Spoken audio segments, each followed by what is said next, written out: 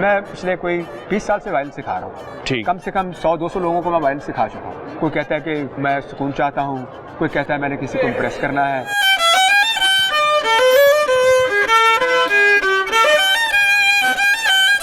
गुलाम अली लाहौती साहब के शागिर्द खास हमारे साथ मौजूद हैं।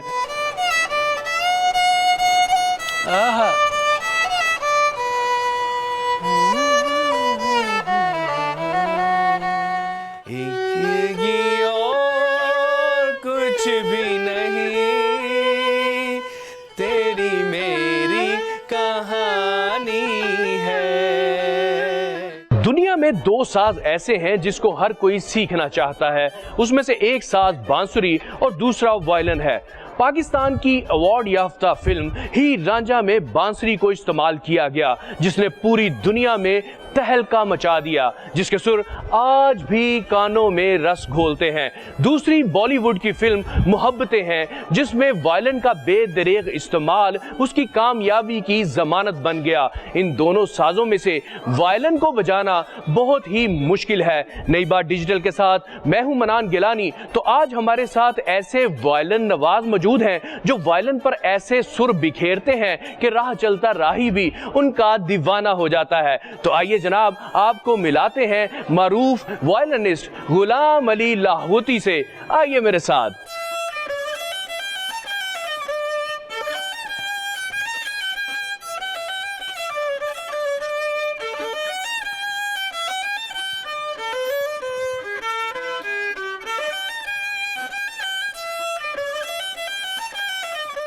नई बात डिजिटल की वीडियोस देखने के लिए हमारा चैनल सब्सक्राइब करें और बेल आइकन पर क्लिक करना मत भूलिएगा। लीजिए जनाब, दुनिया का मुश्किल तरीन साज वायलिन और वायलिन नवाज गुलाम अली लाहौती हमारे साथ मौजूद हैं। अस्सलाम वालेकुम सर। वालेकुम सलाम सर। कैसे मिजाज हैं सर? इतने मुश्किल काम करते हैं आप। कब से स्टार्ट किया वायलिन बजाना? ये मैं 94 से तो मैं गवर्नमेंट कॉलेज में था। इससे 2-4 साल पहले लगा लें जो मैंने थोड़ा बहुत सीखा। उसके बाद गवर्नमेंट कॉलेज में एडमिशन हो गया, वहाँ से ग्रेजुएशन की। वहाँ का सबसे बड़ा अवार्ड रोल ऑफ ऑनर जीता। ठीक है, जो कि गवर्नमेंट कॉलेज की तारीख में पहली बार किसी को मिला। Very good. इससे पहले वो इतना कोई इस लेवल पे आया नहीं था। उसके बाद मैंने ग्रेजुएशन की 4 ईयर किया honours national college of art से। वहाँ पे वायलिन पे थीसिस लिखा। That's great. और उसके दरमियान फिर जो गोल्ड मेडल जीता। ठीक है, उसके बाद मैंने डिफरेंट कॉम्पिटिशन में मैंने पार्टिसिपेट किया, परफॉर्मेंस की। ठीक है, और उसके बाद मैंने अपना एल्बम रिलीज़ किया। ये एनसीए के बाद, मतलब ग्रेजुएशन के बाद, वो भी पाकिस्तान का पहला वायलिन एल्बम था, वो रिलीज़ किया। अच्छा, एनसीए से फारिग होते ही मैंने अपना पाकिस्तान का पहला वायलिन म्यूज़िक स्कूल बनाया, जिस वक्त जो आज आप थोड़ा बहुत उसकी फुटेज देखेंगे। तो वो 2008 में मैंने उसको लॉन्च किया। Still that is going great. मैंने सुना कि ये अंग्रेजी साज है और क्लासिकल म्यूजिक में भी इसको बहुत इस्तेमाल किया गया है। तो कितना मुश्किल होता है एकदम से इसका तर्जुमा कैसे करते हैं? वायलिन प्लेइंग की बात करते हैं तो वो आपको ऑर्केस्ट्रा सुनना पड़ेगा। अच्छा। जहाँ पे 100 लोग 150 लोग इकट्ठे बजा रहे हैं, वो जो लाइव सुनते हैं, वो जब सुनते हैं तो आपको पता चलता है कि असल में प्लेइंग इसकी ये है। इसकी असल प्लेइंग ये है।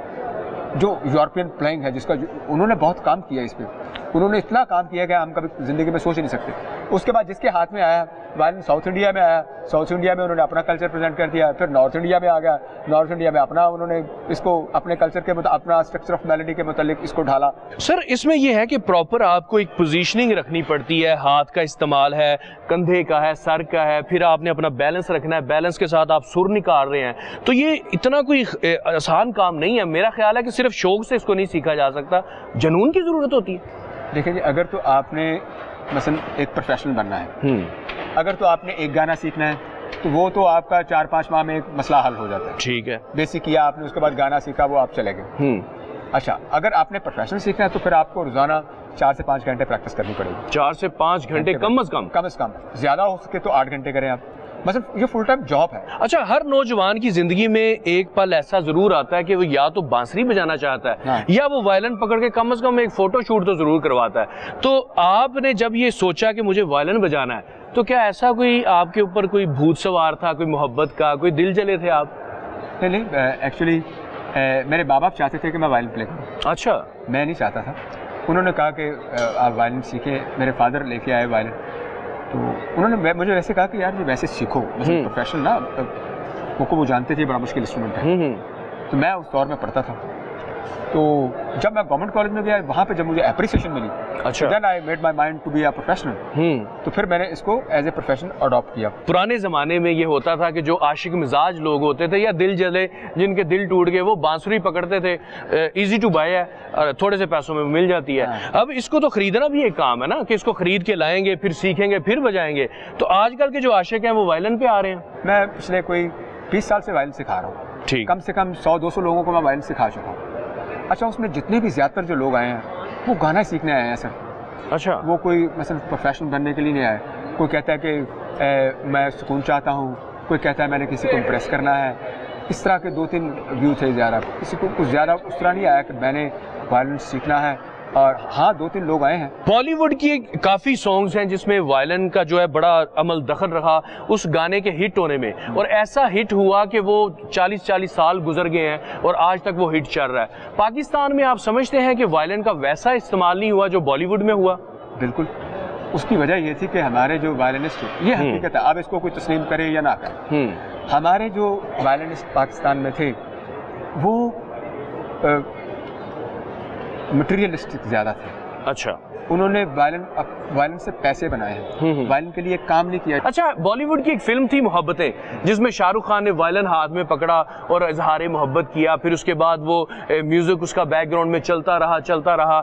शाहरुख खान तो उस फिल्म में नहीं रहा मगर उसका म्यूजिक रहा। उसके बाद देखने में ये आया कि वो टोटल जो 90s की सेंचुरी थी उसमें लोगों ने इजहार मोहब्बत जो है वो उसी वायलिन के म्यूजिक के साथ करते रहे। तो मैं चाहता हूँ कि मेरे नाज़रीन को आप वो धुन जरा बजा के सुनाएं।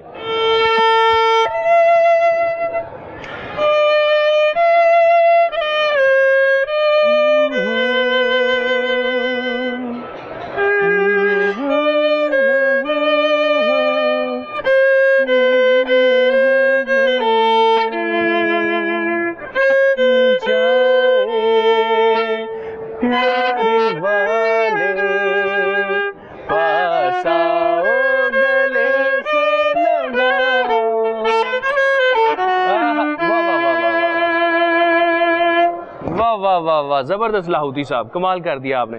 लीजिए जनाब, गुलाम अली लाहौती साहब के शिगिर्दे खास हमारे साथ मौजूद हैं। सबसे पहले तो मुझे अपना नाम बताइएगा। अस्सलाम वालेकुम, मेरा नाम हारून है और मैं सर के पास 1 ईयर से सीख रहा हूँ, 1 साल से। तो अभी तक आपने कितने सॉन्ग्स जो हैं वो सीख लिए हैं? कोर्ड्स वगैरह, स्केल्स वगैरह और कॉम्पोजिशन जो सर मुझे सिखाते हैं वो सीखते हैं। आज आपका टेस्ट ले लें फिर हम? जी जी सर। हमें कोई बजा के सुनाएं फिर देखते हैं।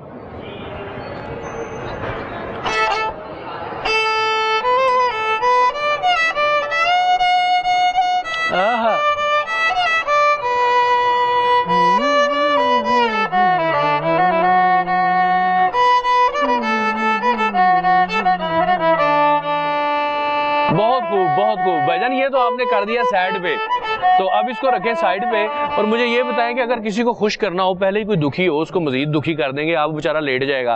पहला सवाल मेरा ये है कि आप भूखे प्यासे रह के वायलिन सीख रहे हैं? नहीं। माशाल्लाह आपकी जो सेहत है उस हिसाब से लगता है वायलिन के साथ ही रहते हैं आप। नहीं, मेरी फिजिक ऐसे सारा दिन जो है ना, मतलब मैं प्रैक्टिस में। तो अगर आपको भारी भरकम कोई साज बजाना पड़ जाता तो वो तो फिर जान के लाले पड़ जाते हैं आपको? मेरा बस पैशन ही वायलिन का है। अच्छा, ये शौक है कि जुनून है आपका? मेरा जुनून है। तो जुनून वाले इसको सीख सकते हैं। तो कोई खुशी वाला म्यूजिक, जो ऐसे कोई बंदा रोता हुआ आपके पास आए और आप उसको देखें और आपने उसके चेहरे पर मुस्कुराहट देनी हो, फिर कौन सा म्यूजिक बजाएंगे आप?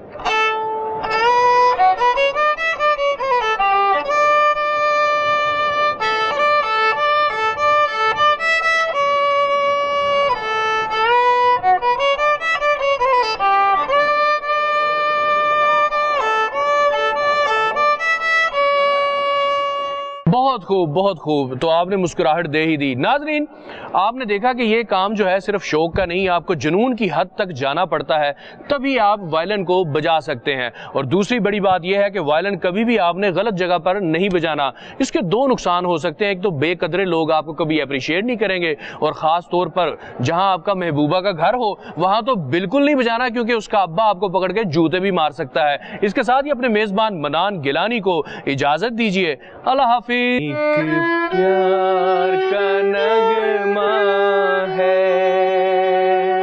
मौजों की रवानी है, एक ये और भी नहीं, तेरी मेरी कहानी है। एक प्यार का नगमा है, मौजों की रवानी है। ला ला ला।